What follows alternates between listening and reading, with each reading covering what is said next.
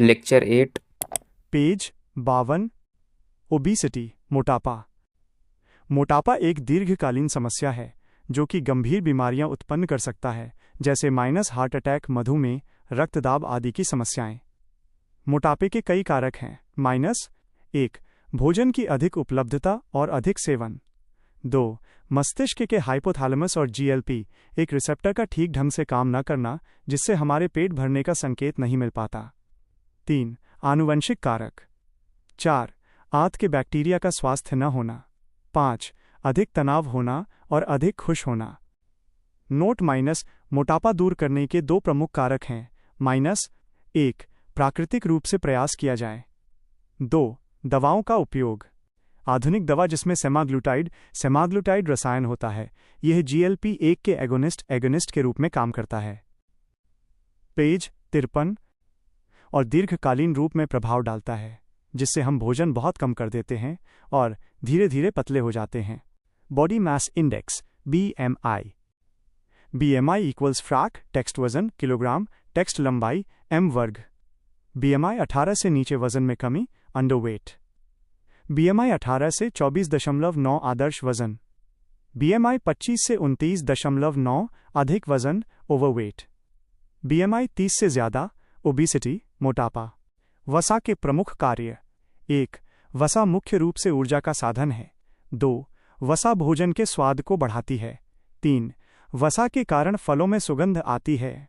4 वसा हमें विशेष विटामिन्स प्रदान करती है, खासकर वसा में घुलनशील विटामिन जैसे vitamin A, D, E, K। Page 54।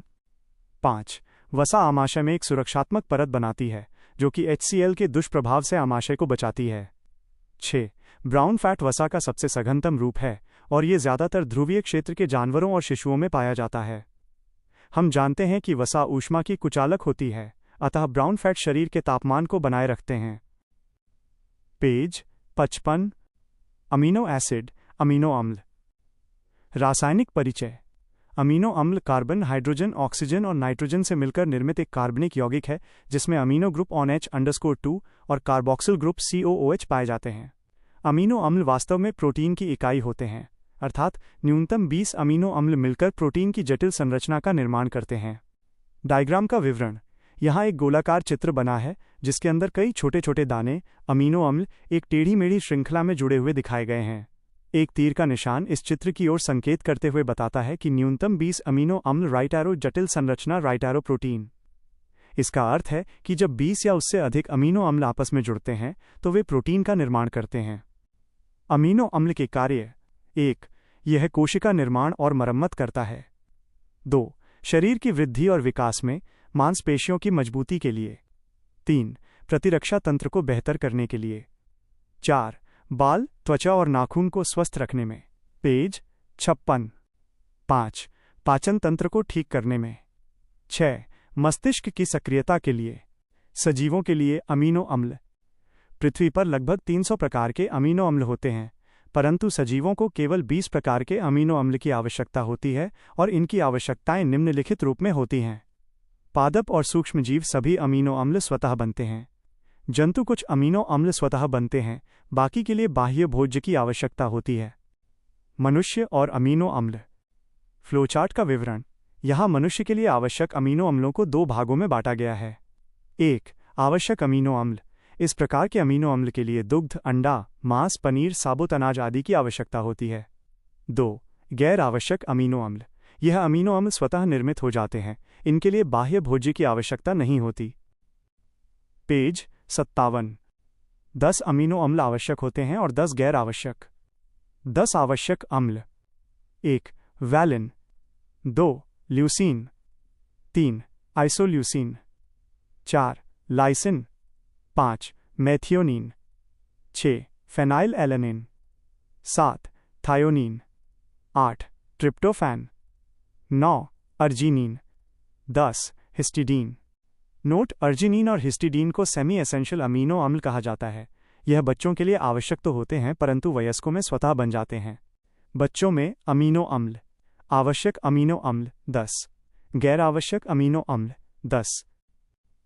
Page 58। वयस्क में अमीनो अम्ल। आवश्यक अमीनो अम्ल 8 गैर आवश्यक अमीनो अम्ल। 12 protein.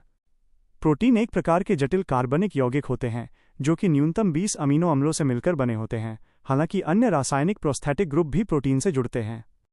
Note: John Jacob Berzelius, इन्होंने सबसे पहली बार प्रोटीन के बारे में बताया और प्रोटीन शब्द दिया। जोहान्स मुल्डर, इन्होंने प्रोटीन का प्रथम रासायनिक विश्लेषण किया अर्थात व्याख्या दी। जॉन कैनरू, इन्होंने पहली बार प्रोटीन के 3D संरचना बनाया और वो प्रोटीन था मायोग्लोबिन। फ्रेडरिक सेंगर, इन्होंने प्रोटीन का पहला जीनोम अनुक्रम बनाया। पेज 59। प्रोटीन से संबंधित प्रमुख तथ्य। हमें 60 से 70 ग्राम प्रतिदिन के आधार पर प्रोटीन की आवश्यकता होती है। प्रति किलोग्राम पर 0.8 ग्राम प्रोटीन। हमारा शरीर प्रोटीन का संग्रहण नहीं करता, अर्थात प्रतिदिन का प्रोटीन कोशिका निर्माण तथा मरम्मत तथा ऊर्जा आदि कार्यों में व्यय हो जाता है। अधिक मात्रा का प्रोटीन हमारी यकृत की कोशिकाओं द्वारा यूरिया में बदल दिया जाता है और यूरिया किडनी के द्वारा छान करके मूत्र में मिल जाती है। इसलिए ज़्यादा प्रोटीन खाने से किडनी पर लोड बढ़ जाता है। प्रोटीन की रासायनिक संरचना को 4 स्तरों में बांटा गया है, जिन्हें क्रमशः प्राइमरी, सेकेंडरी, टर्शियरी और क्वाटरनरी कहते हैं। इनमें से तृतीय संरचना, टर्शियरी स्ट्रक्चर, सबसे स्थिर संरचना मानी जाती है। प्रोटीन को बॉडी बिल्डिंग मटीरियल कहा जाता है क्योंकि ये शरीर की एक आधारशिला है। लगभग 18 से 20% शरीर का भाग प्रोटीन का ही होता है और 80% अंग इसके द्वारा बनाए जाते हैं। पेज 60। प्रोटीन में तत्वों का क्रम: C > O > N > H। इसके अलावा सल्फर, आयरन आदि तत्व भी पाए जाते हैं। इमरजेंसी में प्रोटीन ऊर्जा भी दे सकता है। 1 ग्राम प्रोटीन से 4.2 kcal ऊर्जा मिलती है।